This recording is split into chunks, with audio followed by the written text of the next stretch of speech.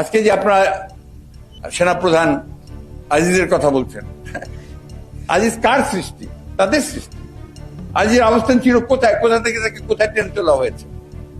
আজকে বেনজির আহমেদ, আজকে এখন তার হাজার হাজার বেরোচ্ছে আপনার অপকর্ম, লুটের ইতিহাস। তা আগে ঠিকই বলেছেন ফজলু ভাই যে প্রথম পদত্যাগটা আপনার করা উচিত। একটা দুইটা নয়, এরকম অসংখ্য ঘটনা আছে।